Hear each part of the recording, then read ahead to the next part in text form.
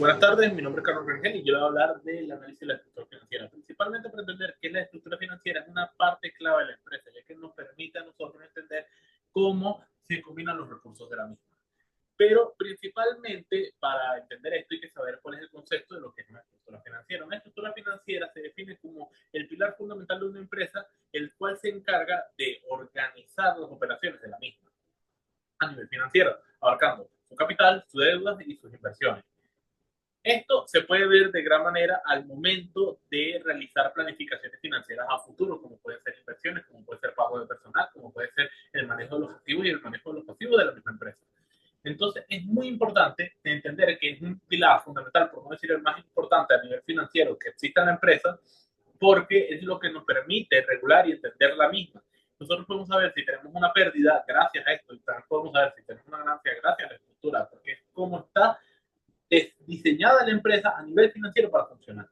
Pero, a pesar de que existen las estructuras financieras, hay algo que es considerado la estructura financiera óptima. La estructura financiera óptima es cuando tienes el menor costo de capital posible, que esto no significa que sea todo deuda y que no tengas capital. No, es cuando tienes el menor costo de capital posible.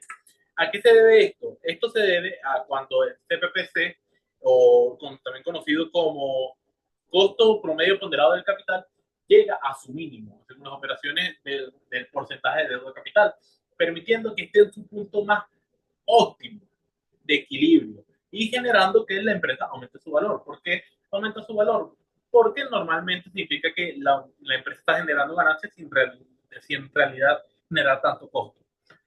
Esto funciona sobre todo en países que tienen menores niveles de impuestos, pero puede funcionar en cualquier tipo de país, en cualquier tipo de mercado, mientras se le dé la oportunidad.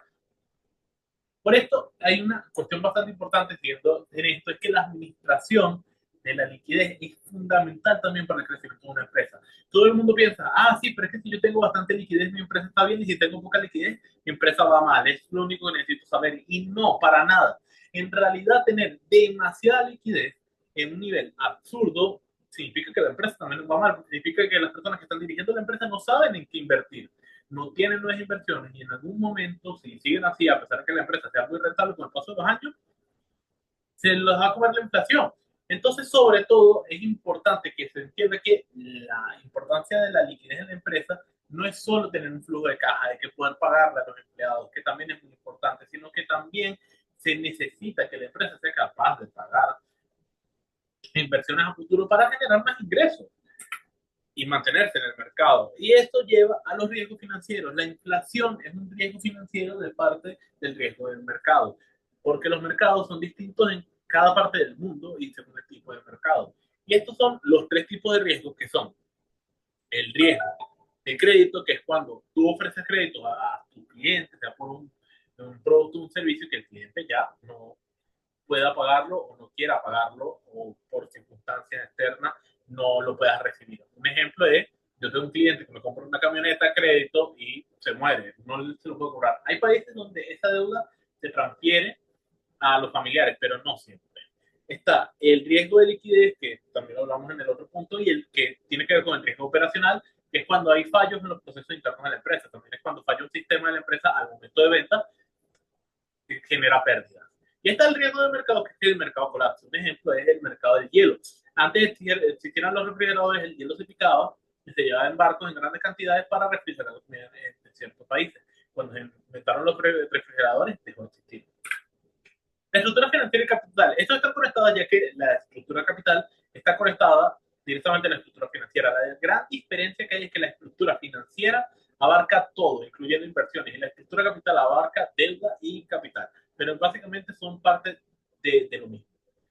Y sobre todo las conclusiones son claves de que la estructura es una base sólida para las empresas, de que se tiene que tener una liquidez que esté válida como para pagar a nuestros empleados y pagar los procesos, pero que no deje de dejar de invertir, mitigar con esto lo más posible los riesgos existentes y entender que el capital es un componente estratégico en todos estos procesos. Y sobre todo, muchas gracias. Esta es mi presentación y que tengan un muy lindo día.